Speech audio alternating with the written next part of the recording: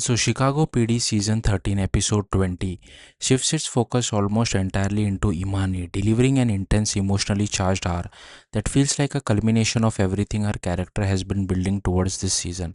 With no major side plots pulling attention away, the episode zeroes in on her search for her long lost sister Shari, and it becomes both a procedural investigation and a deeply personal descent.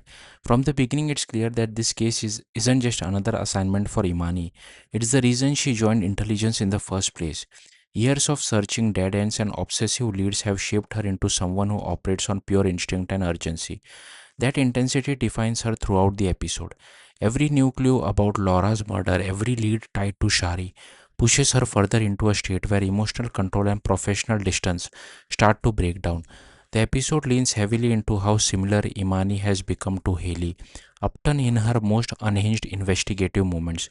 There's a familiar pattern to her behavior. She becomes laser focused, shuts out everything else, and moves with a kind of reckless certainty that overrides protocol. It's effective, but it's also chaotic. She pushes into spaces without permission, cuts corners when patience is needed, and repeatedly prioritizes emotional truth over procedural caution. That tension drives most of the hour. What stands out though is how the team reacts to her. Voight allows her more freedom than most leaders would, even as her methods become increasingly erratic. Ruzek, Atwater, and Torres absorb her intensity without turning against her even when she crosses lines. That sense of loyalty within intelligence remains one of the show's strongest anchors, and it keeps the episode from collapsing under Imani's volatility. Her partnership with Torres becomes one of the most emotional highlights. He repeatedly grounds her when she spirals, pulling her out of tunnel vision long enough to breathe and refocus. Their undercover work together is particularly effective, showing a natural chemistry and ease that makes their scenes feel alive and believable. It also reinforces how good both characters are at slipping into roles when the situation demands it, even when emotions are running high underneath. As the investigation deepens, the truth about Shari becomes more disturbing. She isn't just missing, she's been living under a completely different identity, tied to a man who has controlled her life for decades. The reveal that she has been groomed, manipulated, and effectively trapped for most of her life adds a heavy emotional weight to the case. It also complicates what rescue even means at this point, because Shari's sense of reality is shaped by the very person who harmed her. Imani's fixation on finding her sister starts to have consequences. She becomes impulsive, abandoning protocol in key moments, pushing too hard during interrogations, and letting emotion override strategy.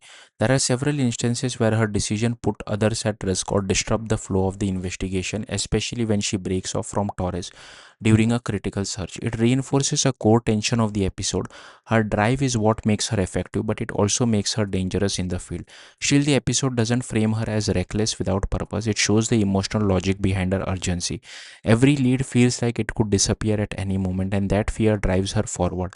Her behavior isn't random, it's shaped by years of absence, certainty, finally narrowing into something tangible. As the case reaches its climax, the team finally locates Shari. The reunion, however, is not the emotional resolution Imani has spent her entire life imagining. When she finally sees her sister after decades, Shari doesn't recognize her. The moment lands as quietly devastating rather than triumphant. It confirms that whatever bond existed before has been completely eroded by time, trauma, and manipulation. The episode closes on that emotional rupture, setting up a complicated path forward. Shari's psychological state, the ongoing thread of her abuser, and Imani's reaction to being unrecognized all point towards unresolved consequences rather than closure. Even though the immediate objective is achieved, nothing about the situation feels resolved. Overall, the episode balances procedural tension with character driven emotion, leaning heavily on Imani's physical and psychological intensity to carry the narrative. It's messy at times, but deliberately so, reflecting the instability of the situation she's been chasing for years.